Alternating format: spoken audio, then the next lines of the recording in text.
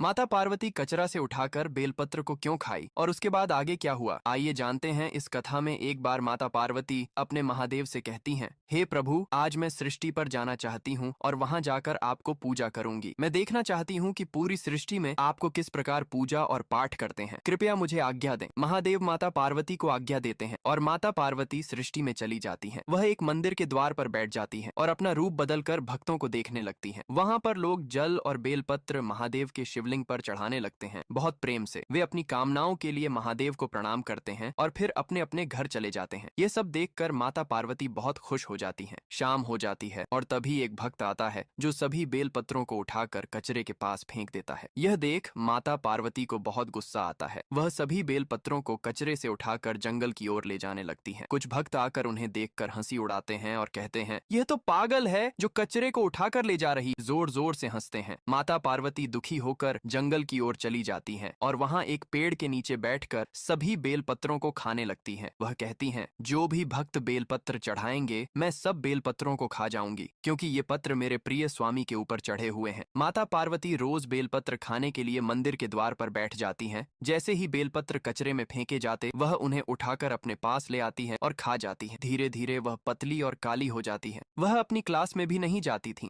और बेलपत्रों के लिए ही ध्यान केंद्रित करती रहती थीं। कई दिन बीतने के बाद माता पार्वती ने एक शिवलिंग मिट्टी से बनाया और उसके पास सो गईं। महादेव कई वर्षों बाद माता पार्वती को ढूंढते हुए वहां पहुंचे। उन्होंने देखा कि माता पार्वती बहुत पतली और काली हो चुकी हैं और उसी मिट्टी के शिवलिंग के पास सोई हुई हैं। महादेव माता पार्वती का चेहरा देखना चाहते थे तो उन्होंने कहा, हे देवी, तुम कौन हो जो इतनी काली और पतली हो? इतनी घिनौनी शक्ल तुम्हारी कैसे हो सकती है और तुमसे कौन विवाह करेगा? माता पार्वती घूंघट से ही बोली, मुझे ऐसी बात मत करो और मेरी सूरत को देखकर हंसी मत उड़ाओ। तुम्हारी सूरत भी तो कोई खास नहीं है। महादेव ने कहा, मेरी सूरत कर्पूर गौरम करुणावतारम है, संसार सारम भुजगेंद्र हारम है, सदा वसंतम है। तुम मेरे सामने कुछ भी नहीं हो। माता पार्वती दुखी होकर जंगल की ओर जाने लगी। महादेव ने उनका हाथ पकड़ लिया और अपनी गंगा जटाओं से उन्हें स्नान कराया। इससे माता पार्वती का चेहरा सुंदर और आकर्षक हो गया। माता पार्वती खुशी से महादेव के गले लग गईं। महादेव बोले, हे देवी, हम तो तुम्हारे प्रेम में हार गए हैं। तुमसे बढ़कर इस सृष्टि में कोई भक्त नहीं है। तुमने मुझे अपने प्रेम में हरा दिया है। अब मैं और भी शक्तिशाली हो गया हूँ और मेरा प्रेम अमर हो गया है। इसके बाद महादेव नंदी बाबा पर सवार होकर माता पार्वती को लेकर चल पड़े। तभी महादेव बोलते हैं,